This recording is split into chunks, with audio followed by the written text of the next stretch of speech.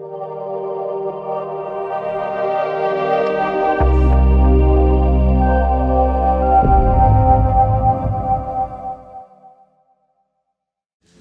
jour dédié pour l'élévation de l'âme de Rachel Bat Mazal Tov. Ok, cours numéro 2 sur Shovavim. Donc je rappelle, Shovavim sont les 6 semaines qui commencent aujourd'hui, dimanche 15 janvier, 17 Tammuz, 17 Tevet, pardon. Et on a 1 mois et demi, 6 semaines de réparation des péchés sexuels, notamment principalement Zera al-Batala. Batala, la semence en vin. Comment répare-t-on cela? On va en parler durant ces cours-là. Je vais faire une série de cours là-dessus. En attendant, vu que ça a déjà commencé, qu'il faut commencer déjà à faire ce qu'on peut faire, il est bien de rajouter dans la prière, dans la bracha, Teka b'shofar gadol leharutenu. Vesa nes, Teka b'shofar gadol. Ça signifie sonne dans le grand chauffard, leharutenu pour notre libération. Vesa nes, tend l'étendard, Vesanes le kabetz galioteno, pour réunir tous nos exils. Comment c'est la suite? Vesanes le kabetz galioteno, le kabetzenu yachad marba kanfot aras, le kabetzenu, et réunis-nous yachad, ensemble, des 4 coins de la terre. Il y a un nom de Dieu qui est le nom de Dieu qui permet de justement réparer Zera al-Batala. Qu'est-ce qui se passe quand je fais Zera al-Batala? On a parlé l'autre jour. Je prends des étincelles de vie divine de mon âme que je donne aux côtés de la mort. Et donc je donne vie à la mort. Pour réparer cela, il faut faire tchouva. Et quand je fais tchouva, je reprends mon étincelle de vie et la mort, elle meurt. C'est pour ça qu'elle n'est pas contente. C'est comme si pendant des années, elle m'a fait voir toutes choses interdites. Baruch Hashem, je faisais Zera al-Batala, elle est toute contente, elle a son coffre-fort plein de parties de Neshamot. Et moi, je fais tchouva, et lui rentre le soir, il ouvre son coffre-fort, il voit le coffre-fort qui a été dévalisé, il n'y a plus rien. Il est comme un fou. Qui est responsable? Lui, il a fait tchouva. Il va venir nous attaquer. Donc il y a une bagarre. Le balai de tchouva, pourquoi les balais de tchouva, ils sont à un niveau qu'aucun tzaddik parfait ne peut accéder? Parce qu'ils sont en confrontation avec le Yetzer Hara. Le Yetzer Hara se bat pour les faire retomber.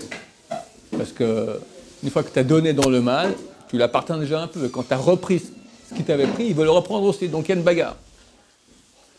Donc on est en effort, en confrontation avec le mal. Alors quand on dit cette bracha, ramène-nous des 4 coins de la terre. Ça veut dire ramène en fait des étincelles de sainteté qui nous appartiennent des 4 coins de la terre. Comme je l'ai expliqué la dernière fois, on est parti en exil, sur place, pour ramener les morceaux d'âme qui nous appartenaient. C'est pour ça que le peuple d'Israël a été diffusé, disséminé sur la terre entière, pour cela qu'il a été aussi, il a dû passer de pays en pays. On ne reste pas longtemps dans le même pays. Chacun de vous, s'il se prend son histoire des 2 dernières 1000 ans, il passe au moins par 10 pays, minimum. D'accord? Parce qu'il fallait passer dans tous ces pays pour reprendre des étincelles de sainteté.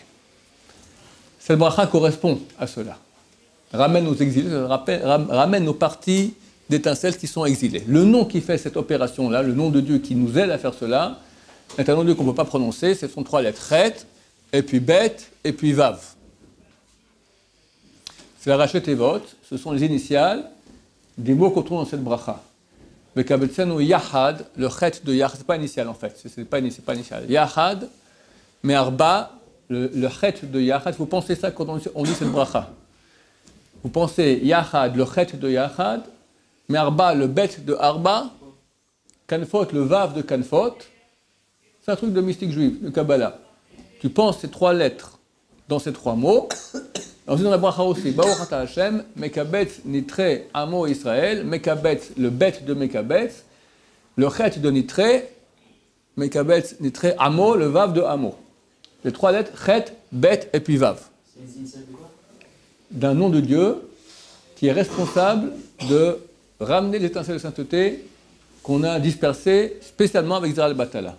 Chet, Bet et puis Vav. Le Ben Ishraï donne dans son commentaire sur le Pessah, il dit, c'est marqué dans le Pessah, Kol HaMarbe Arezeh Meshubach. Tout celui qui rallonge le récit de la sortie d'Égypte, c'est Meshubach, c'est digne de louange. Il dit Meshubach, c'est les lettres, permutation des lettres, Shem, Chet et Bet et Vav.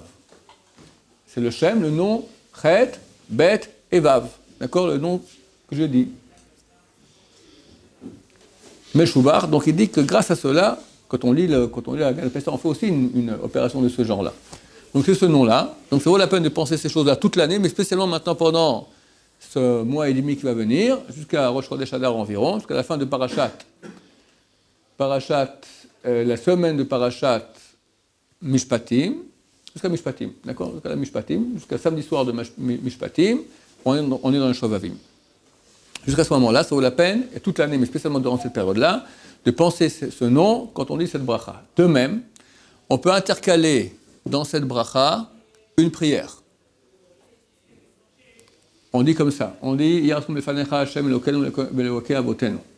Et cette prière, elle est marquée dans le Sidurim. Chaque goutte qui est sortie de moi de façon interdite, que ce soit comme ci, comme ça, toutes sortes de façons écrites là-bas, que tout revienne à sa source, qu'il n'y ait aucune exception, que rien ne reste abandonné, tout revienne à sa source, grâce au nom, et on dit le nom, le nom qui sort de Rachet Evot, le nom qui sort des initiales, c'est la source de ce nom-là. C'est un verset de Michée, si je ne me trompe pas, Chail, Bala, Vaikienu. Chail, une puissance, Bala, il a avalé, Vaikienu, il a vomi. Qui a avalé une puissance qui doit vomir? Le mal. Quand quelqu'un fait Zera la Batala, il a donné au mal sa puissance. Donc le mal, maintenant, il a plein de puissance. On veut qu'il la vomisse. Ce nom qui permet de faire cela, c'est ce nom Chet, Bet et puis Vav, qui vient des initiales du verset Chail, Bala, Vaikienu. Donc on est dans la prière, grâce au nom sortant des initiales Chail, Bala, Vaikienu, fait que toutes les étincelles reviennent. Et après, on dit Baruch Ata Hashem, Mekabes Intra Amo Israël. Ok, ça vaut la peine de faire, c'est dans la majorité des Sidurim, cette phrase se trouve imprimée. C'est la parole maintenant pour le dire dès aujourd'hui, dès ce soir, dites-le à toutes les prières, comme ça, sera cette action qui est très conseillée. On peut le dire toute l'année aussi? On peut le dire toute l'année. Alors, bien sûr, on dit que c'est bien de le dire 2 prières sur 3, pour pas que ça devienne partie intégrante de la prière qui est instituée par Chazal. 2 sur 3, c'est bon. Une sur 3, on ne doit pas le faire.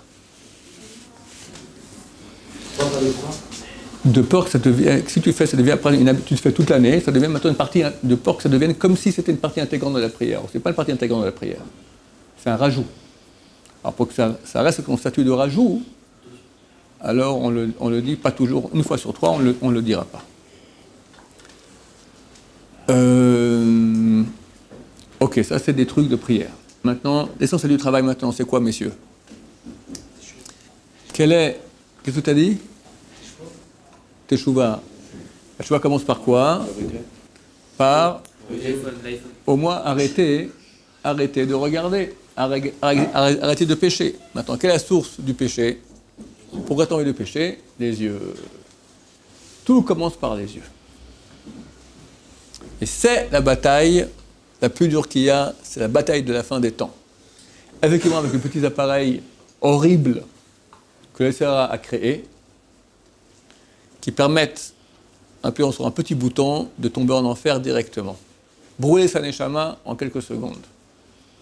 Brûler sa neshama. J'ai un rave, un grand sadique que j'étudie une fois par semaine, il a dit, on n'a pas encore découvert le savon qui permet d'enlever les images qu'on a vues, les images interdites qu'on a vues durant sa vie. Il n'existe pas ce savon. C'est terrible. Pour quelques minutes de bêtises, tu regrettes toute ta vie. Et c'est pas qu'en ayant vu cela, tu es satisfait. Tu es assoiffé.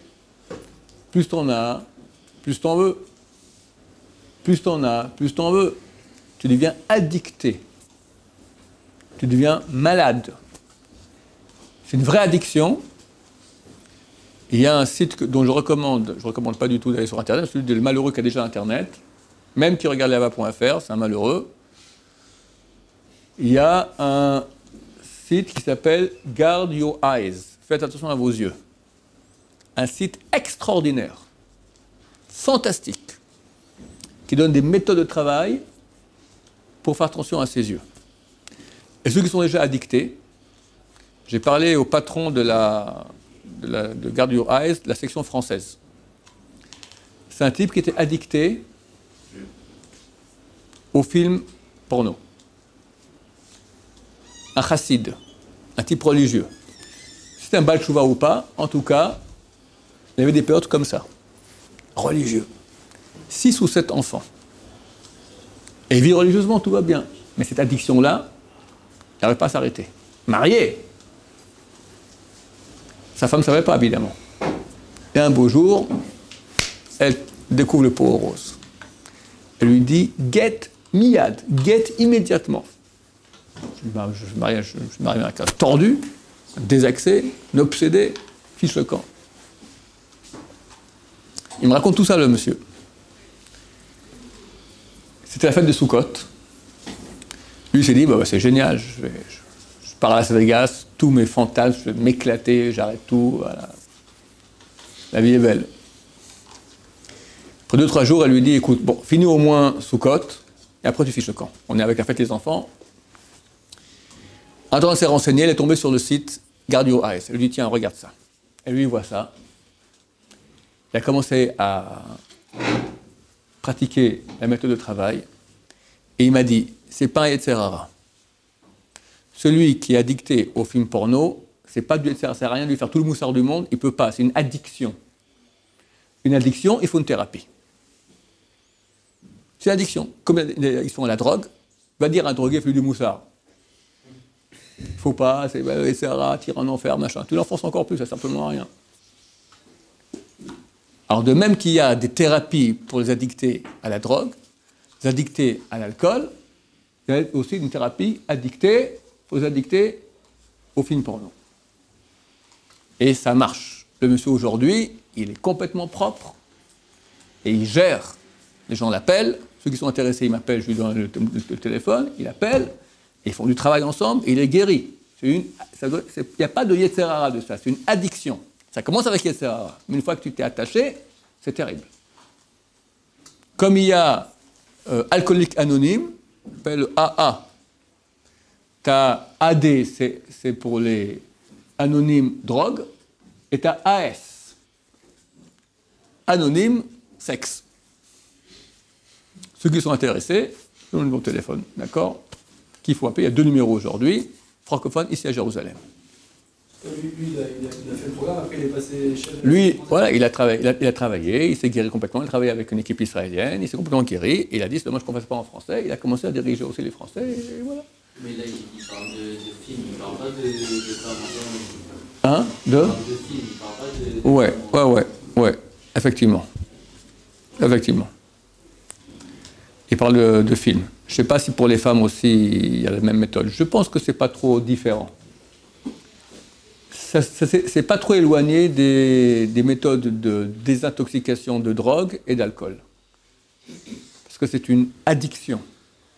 Addiction. C'est qu'au film ou par rapport aussi aux yeux en général? Alors, Guard Your Eyes, c'est sur les yeux en général. Mais celui qui est addicté au film, alors ça, c'est déjà un truc spécial. C'est la thérapie spéciale. Mais aussi toutes les méthodes de protection. Dans la rue et tout. Dans la rue et tout. Bah, c'est clair que le truc numéro 1 à faire, c'est pas être en Ihoud. Comme on a vu la dernière fois, il ne faut pas être isolé avec une femme d'un endroit, d'accord? Parce que le Yetzer vient et tout risque de sauter dessus. T'entends, David? Pas être en Ihoud. Dans ceux qui ont peur, ou qui, Baruch Hashem, se maîtrisent pour pas aller avec les femmes, mais ils n'ont pas peur de le petit appareil. Alors, de même qu'il y a une interdiction d'être isolé avec une femme, de même il y a une interdiction d'être isolé avec un appareil. Un appareil qui n'est pas protégé, interdiction formelle d'être seul avec lui. Parce qu'un coup tu tiens, un coup tu tiens pas. Si tu as maintenant un Yetzer Hara, tout le monde a un beau jour un Yetzer Hara qui arrive, tu tombes dans le panneau. Mais je l'ai tapé, mais je retape. Et tu as brûlé ton âme. C'est terrible. Les dégâts sont terribles. On peut réparer. Mais c'est dur, dur, dur, dur, dur, dur, dur. Vas-y, efface les images que tu as vues. Vas-y, oublie-les. Et quand je vous parle, je vois toutes les toits avec les images là qui apparaissent sur vos fronts. C'est pas que je vois Hakodesh, mais c'est normal, c'est comme ça. Un Français moyen, il a vu 100 000 images comme ça dans sa vie, au moins. 100 000 Au moins. Tu rigoles, 100 000. Je parle pas du porno hard, mais tu vas dans la rue à Paris, c'est un film porno, c'est pas besoin de... C'est pas du porno hard. Mais comment ils appellent ça du... La pub. Non, ils appellent ça un autre... érotique, voilà, c'est du... c'est du porno light. Bien sûr. Ça veut dire qu'il faut toujours avoir quelqu'un quand on va sur Internet, à côté de nous? Jamais sur un... Jamais avoir... Absolument. Absolument. On n'est pas seul avec un appareil qui n'est pas protégé. Alors, soit on le protège, soit on est avec quelqu'un. Il a tout à fait raison. Il faut être avec quelqu'un. Sinon, qui garantit que tu es protégé? Comme, regardez, c'est logique. Chazal, ils ont dit, tu es avec une femme seule. C'est beaucoup plus dur, il faut que tu sois d'accord et elle soit d'accord. Déjà, c'est plutôt évident, hein? Parce que moi, j'aimerais bien, mais elle ne veut pas. Qu'est-ce que tu fais? Ou le contraire. Donc c'est beaucoup plus dur. Et ça, déjà, Chazal l'ont interdit. Ils ont dit, tu n'as pas le droit d'être avec une femme isolée. Terminé. Avec l'appareil tout seul, il n'y a que toi qui dois vouloir. Lui te dit, viens, viens, viens. Qui peut oser rester seul avec un appareil comme ça?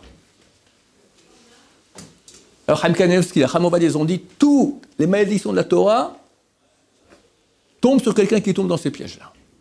C'est terrible. Donc, au moins le protéger. Au moins le protéger. Le mieux, finito.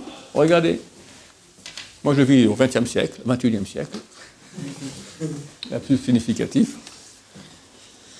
J'ai un portable. Vieux. En plus, il n'est même pas avec moi, il est dans ma voiture. Éteint. Ça empêche de vivre. Je suis arriéré sur quelque chose. Il y a quelque chose que je ne suis pas au courant.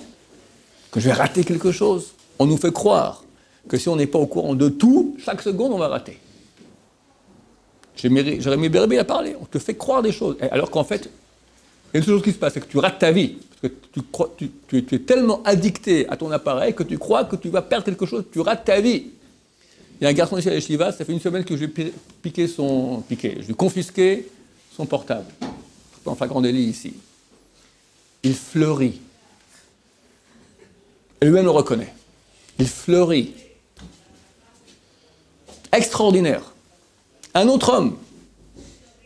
À l'à côté, oui, il aimerait bien. D'ailleurs, il faut qu'il me le rende. Je lui rappelle là, de son anonyme qu'il me le rend encore ce soir. Parce que je vais prêter pour Shabbat. Pour avant et après Shabbat, Kamouvan.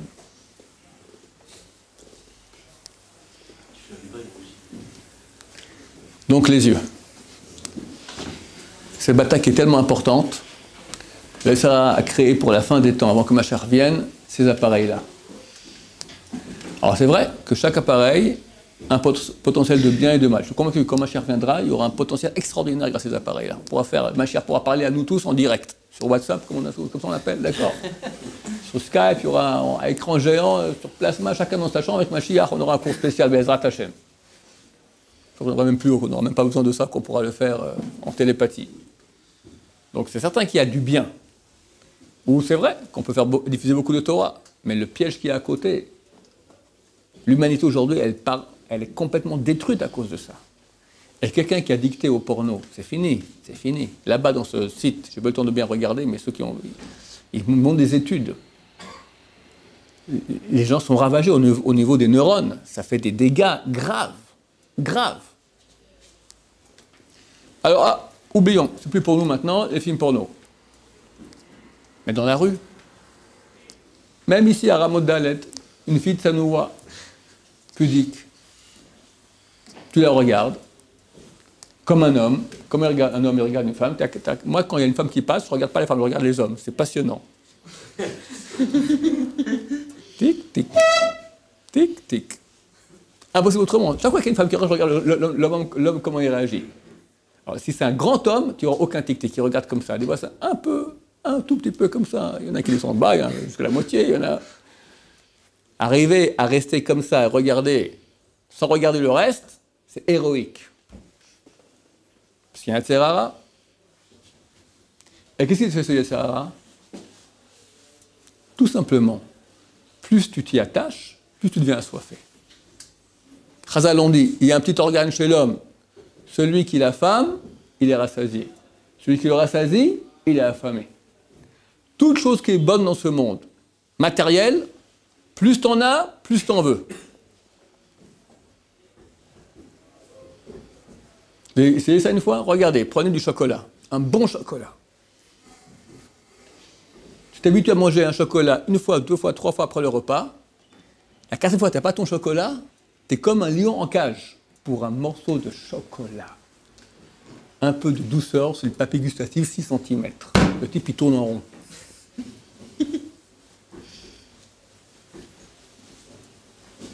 Le vin, la boisson, la drogue, j'en parle pas.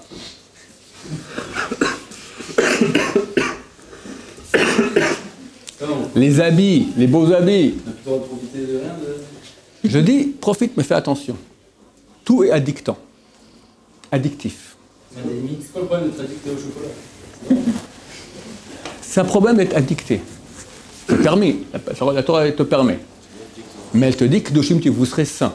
Ça veut dire, au lieu d'être ta tête dans le chocolat, soit dans quelque chose d'autre. Il y a une chose qui est super addictive. Hachem. Celui qui connaît Hachem, qui commence à connaître, à aimer la Torah, à aimer prier Hachem, aimer le Moussar, c'est l'addiction la plus bénie du monde. C'est une addiction. Mais l'addiction qu'Hachem veut. Cholat Ahavani, d'être malade d'amour d'Hachem, comme ça dit le roi Salomon. Malade d'amour. Tipi, comme le Rambam dit, comme une femme à laquelle on pense quand on se lève, quand on va dormir, on mange, on dort, on pense à elle sans cesse. Plus que cela sera l'amour d'Hachem par ceux qui l'aiment. Pourquoi pas cette addiction? Ça, c'est ce qu'Hachem il veut. Tu réduis l'homme à tes 6 cm de papier gustatif. C'est ça un homme. Tu as 6 cm en haut, excuse-moi les détails, quelques centimètres aussi en bas. D'accord? Et tu réduis l'homme qui a l'image de Dieu à ça. C'est pas petit, minuscule. Dieu t'aurait créé chat. Facile à dire, facile à dire. Facile, hein? Très dur. Facile à dire, mais très dur à faire. Je suis d'accord avec toi. On est dans les baptêmes. Attends, pourquoi je te renforce ta conscience maintenant pour que tu comprennes? Regarde, de quoi tu es esclave. Esclave. Esclave. Les gens sont comme des fous. Encore un petit truc à voir, encore un petit truc à l'échouiller.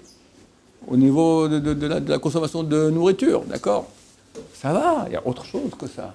Hein? Fais une désintox des plaisirs de ce monde. Très bien. Progressif, bien sûr, je ne dis pas. Hein? C'est comme un coussin. Si on met un coup dedans, alors il y a le coup, il va partir de côté. Si on met un coup dans nos plaisirs de nourriture, alors ça va aller dans les plaisirs sexuels. Alors, je ne t'ai pas dit un coup. Je t'ai dit, tu vas faire un programme de travail très, très progressif. Et le but final, c'est arriver à quoi? Et tu vas... C'est combien d'avoir un plaisir sur la nourriture et pas sur le plaisir sexuel? Ouais, c'est beaucoup mieux. Au final, Bien sûr. Entre plaisir, nourriture et plaisir sexuel, mieux vaut de loin les plaisirs de nourriture. Goinfre-toi toute la journée, mais tu ne regardes pas une femme une fois, tu es au paradis. C'est pour ça que dans le Mishneh Torah, le Rambam, il parle de comment on doit manger mollo et tout. Ouais, aussi. et le but final, Même non cachère. Mange du porc, c'est 1 million de fois moins grave que toucher une fille une fois. Toucher, ça veut dire un bisou. Ben oui. Ben oui. Faire un bisou à une femme, mieux vaut se faire tuer plutôt que transgresser. Vous n'êtes pas au courant de ça? Vous débarquez, on dirait. Mange du porc le jour de Kippour, en faisant les braises, d'accord? Tous les interdits possibles imaginables. Un Kippour qui tombe un jour de Shabbat, que tu égorges le porc avec tes dents, et tu fais le feu, et tu le manges, et qu'est-ce que j'en sais moi, avec des scorpions, d'accord? Avec la bracha les batala, et bien Birkat Amazon dessus, il ne faut même pas le faire. Tu dis ou ça, ou une bise à une femme, ça! Parce que la Torah, elle a dit, mieux vaut se faire tuer que de transgresser l'interdit de contact physique avec une femme. C'est dur, hein? Mais chez nous, tout est à l'envers. Le Ferraille se bat avec nous. Le porc, là, il se jamais. Une fille, bah ouais, j'ai ma copine, quoi. Voilà, c'est quand on est marié Hein? ou, C'est facile, pas moi, je sais pas. Quoi, marié, pas marié? quand on n'est pas marié? Une femme mariée ou pas mariée? Non, nous quand on n'est pas marié. En célibataire ou quand on est marié, c'est quoi le problème? C'est la même chose. Change rien. Ça abuse Change rien. vraiment. Tu peux. C'est abusé? Tu peux. Regarde ce qui se passe dans le monde. La question de... Très bonne question de Shai. C'est abusé. C'est vrai que ça a l'air un peu. Alors, je vais refaire le cours que je fais toujours. J'en ai fait 10 000 fois, je vais le refaire maintenant. Je ne vais pas poser la question ici, dans la salle. Combien d'enfants sont fils de divorcés? Il y en a beaucoup. Il y en a beaucoup, beaucoup, beaucoup. Un temps, je disais moitié. Aujourd'hui, c'est fini. Il y a bien plus de divorcés que de mariés. D'habitude, il y a une autre femme ou un autre homme dans l'histoire. D'habitude. C'est très, très, très, très, très courant. Maintenant, tous les fils divorcés demandent-leur, dis-moi, c'est sympa quand les parents divorcent? C'est terrible. C'est terrible. Des enfants qui n'ont rien fait à personne. Tu vois comment papa crie, insulte, des fois bat maman, elle pleure, et lui, tac, et la haine, et après, après tu vas passer un Shabbat chez l'un, il casse l'autre, chez l'autre, il casse l'un. Et toi, tu les aimes les deux. Affreux. Pourquoi? Au début, ils s'aimaient bien. Le monsieur travaille dans sa boîte. Il embauche une secrétaire. Mignonne. Mais il aime sa femme. Il a 3 enfants avec elle, et il a que elle en tête. Sa femme, il la voit à 2-3 heures le soir. Sa secrétaire, il la voit 8 heures par jour. Sa secrétaire a quand même 10 ans de moins que sa femme. Et au boulot, on vit ensemble. Il y a de la pression. On vit la pression ensemble. Les victoires, les malheurs, ça soude énormément. Ici à l'armée, en Israël, dans une unité de combat spéciale, on fait une chose qui s'appelle le gibouche. Gibouche, littéralement, c'est cristallisation. On va mettre ensemble des personnes pour qu'elles soient unies après. Des équipes comme ça, très très unies. Comment? On leur fait un entraînement 3 jours d'enfer. Mais ils sont ensemble. Le fait qu'ils vivent ensemble des difficultés très grandes, ça les soude. Au boulot, en impressionnant pour une affaire, on l'aura parlé avec la secrétaire, tac, tac, on l'a eu. C'est à peine qu'on ne va pas se jeter dans les bras. Et Shem Shamaim, pas pour elle, ben ça, on est content, on a vécu ensemble. Il y a une sympathie qui se crée. Mais pas plus, c'est shalom. Moi j'ai ma femme, mes enfants, elle aussi des fois elle a son mari. Et tout à coup, mais ça prend une demi-seconde, Yetzirah il rentre. On ne sait pas comment, tac, tout à coup il y a un truc qui passe, et hop. Foudroyant. Et lui il aime sa femme. Et est tombé dans le panneau. Elle aussi des fois, une femme mariée. Vous savez combien de centaines de milliers de cas il y a comme ça? Centaines, et puis ceux qui parlent comme ça sur Internet, comme ça, on discute, tout ça. Être chômeur légal, ça va pas empêcher ça. Hein? Bien sûr que ça va empêcher. Comment ça va empêcher? Bien sûr que ça va empêcher. Attends. Si moi je fais Shomer Negiah, avec Shomer Negiah, il y a aussi une distance. On n'est pas trop copains avec une femme. On discute ce qu'il faut. Oui, non, mais pas plus. Pas plus que cela. Maintenant, même si on veut se rapprocher, on n'a pas le contact physique. Moi, ça fait, Baruch Hashem, je fais Tchouva à l'âge de 22 ans. Donc ça fait 57, 35 ans que je m'en ai. D'accord? Une femme se rapproche, elle vient à 2 mètres de moi. Bon, ça va. 1 mètre, bizarre. 80 cm, ting, ting, ting, ting, ting, ting, ting. 60 cm, j'ai des anticorps. Ça passe pas. Peut-être que j'ai exagéré, 80 cm. Ouais, comme ça, là, ça va. Elle me parle comme ça. Comme ça va plus du tout. Et là, je pète un câble. Pourquoi? J'ai une résistance. Une résistance naturelle que je me suis créée maintenant à cela. Pour arriver à toucher une femme, il faut y aller. Donc toutes ces résistances font que même si le Yetzirah, il vient très fort. Vous connaissez l'histoire de Yosef? Yosef, c'est marqué, on l'a lu, la paracha la semaine passée. Pour chaque organe qui n'a pas péché, il a été récompensé. La bouche qui n'a pas embrassé, al-picha isha kolami. Tout mon peuple embrassera ta bouche. Ça veut dire que tout ce que tu diras, ils devront faire. La main qui n'a pas touché la Avera, on lui a donné la bague du roi. La poitrine qui ne s'est pas penchée vers la Avera, on lui a donné le collier du roi. Les pieds qui sont pas allés vers la Avera, on lui a donné le chariot du roi, etc. Le Midrash continue, il dit Vayar hayam vayanos. La mère, elle a vu et elle a fui. Qu'est-ce qu'elle a vu? Dit Chazal, elle a vu le cercueil de Yosef. Parce que Moshe Rabbeinu sort d'Égypte, il prend avec lui le cercueil de Yosef. Ils arrivent au bord de la mer Rouge, elle voit le cercueil de Yosef, elle part en courant. Pourquoi? Par le mérite de Vayanos. C'est marqué, Yosef Vayanos, il a fui de la femme de Potiphar. Par le mérite qu'il a fui, la mère, elle a fui. Demande le Rav Shmuel et le Rosh Yeshiva de Meir, il dit, je ne comprends pas. Pour la main, la bouche, la poitrine, les pieds, tout ça, on lui a donné un petit cadeau, ok, bien, ok. Mais qu'une mère fuit, qu'est-ce qu'il y a de si grand qu'il ait fui? Il y a un truc spécial ici. Chazal disent, on ne fait un péché que si on a Ruach Shtut, si on a un vent de sottise qui est entré en nous. Ruach, vent, sottise, Shtut. Comme j'ai dit, il est avec sa secrétaire-là, il pense à rien, tout ça, et tout à coup, un truc de bêtise, plat, tac, malgré lui. C'est pas de sa faute. Malgré lui, moi j'étais normal, un vent de sottise est rentré en moi, un vent ça pousse, hein, ça pousse. Je pousse et catapulté contre elle. Pas de ma faute. Ou tu as quand tu t'appareilles comme ça, non, non, non, non, il faut pas, non, non, non, non, non, non, non, non, non, non, tu regardes en disant non, non, non. Tu vas bien, tu dis non et on te pousse. Donc il y a un vent de sottise qui te pousse derrière. T'es crétin, tu sais que c'est un truc crétine, tu vas regretter et t'as pas le choix, donc t'es poussé.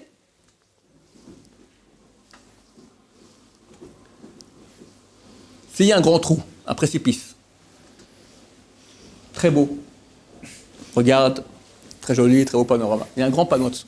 Attention, vent soudain, une intensité de 300 km/h. Qu'est-ce que tu fais? Tu te mets au bord du trou pour regarder, tu dis, il n'y a rien, il n'y a aucun vent. On t'a dit, il y a des vents soudains. Quelqu'un qui se balade au bord du trou, il se met en danger. Parce que si un vent soudain vient et le souffle, il tombe. Qu'est-ce qu'il doit faire? Il se met à 100 mètres du trou, à 1000 mètres du trou. Peut venir tous les vents du monde, il ne tombera pas dans le trou. Yosef, il est près de la femme de Potiphar. Elle a pris son habit. Il lui dit, fais la barre avec moi. Il lui dit non. Qu'est-ce qu'il fait? Il fuit. Mais mon cher ami, tu as laissé l'habit dans ses mains. Elle va après regarder. Il a voulu me violer. Elle a un alibi. Qu'est-ce qu'il aurait dû faire? Il reste une seconde de plus. Il est fort. Il lui prend l'habit, tac, et il part. Une demi-seconde. Il se dit, moi je maîtrise la situation, mais je suis au bord du trou. S'il y a un vent soudain, un vent de sottise qui vient maintenant et qui pousse à faire l'avérage, tombe dans le panneau. Je maîtrise. Mais on ne sait jamais, prend aucun risque. Et il fuit. En laissant l'habit dans les mains de Madame Potiphar, et à cause de ça, il va 12 ans en tôle. Pardon, à perpète. Je ne sais pas qui se sortira après 12 ans. À perpète. Ça va, une demi-seconde, t'aurais gagné tout. Elle leur a dit, aucune preuve, elle répond n'importe quoi. Par le mérite qu'il ait fui, la mère, elle a fui. Il n'a pas pris de risque. Hein? Il a pris 12 ans quand même. Oui, mais grâce à cela, il est tzaddik, il est Yosef Hatzadik, et après il devient le roi d'Égypte. Le roi d'Égypte. Et il nourrit la terre entière. Personnellement, c'est ce que j'ai avant, moi je fais une mitzvah et on me punit en 12 ans de... Ben, regarde ce que tu as gagné après. Ouais, mais lui, il savait pas qu'il avait gagné ça. Il sait que Dieu est grand. Il sait que Dieu est grand. Hachem, il a changé les lois de la nature pour ça. Oui. Quelqu'un qui maîtrise sa nature, Dieu lui fait des miracles au-dessus de la nature. Les êtres humains sont comparés, sont à l'image de Dieu. C'est marqué dans la Torah, dans Bereshit. Je vais faire rapidement parce qu'on doit terminer. c'est marqué que les animaux, votre crainte sera sur tous les animaux de la terre. Quand tu te comportes comme un être humain à l'image de Dieu, un animal, il a la crainte de l'homme. Si tu es comme un animal, il n'a pas la crainte de toi. Daniel, on le jette dans la fosse aux lions. Les lions affamés qui n'ont pas mangé depuis 3 jours. Tous les lions se viennent vers... Qu'est-ce qu'il a fait? Il a levé, il leur a montré sa bride. Regardez, je me maîtrise. Je n'ai pas piché avec la bride. Les lions voient ça, ils se couchent près de lui. Il est mort à Makadosh. Il y a beaucoup d'histoires comme ça dans Chazal, de gens qui ont fait cela. Ceux qui peuvent montrer sa bride qu'elle est propre. Parce que là, tu es à l'image de Dieu. Parce que un animal, il est naturel. Nous, on est au-dessus de la nature. Mais il faut se maîtriser très fort. Alors, je ne dis pas qu'on est à ce niveau, c'est très haut. Mais on peut réparer. Et c'est maintenant qu'il faut réparer. Comment? Commencer à faire attention. Et pas rentrer en situation de danger. Avec l'appareil proche de toi. Tu es là, tu es en face du trou. L'appareil que tu as maintenant éteint là dans ta chambre, s'il n'y a pas un filtre, tu es à côté du trou. Est-ce que tu peux jurer que jamais tu vas tomber? Personne ne peut jurer ça. Personne. C'est un menteur s'il jure. Par contre, s'il y a un filtre, il ne connaît pas le code, il peut jurer. À moins que ce soit un grand hacker et c'est un type normal, il ne sait pas. Alors, je ne comprends pas pourquoi. Tu dois courir mettre un filtre, première chose. Baruch Adonai,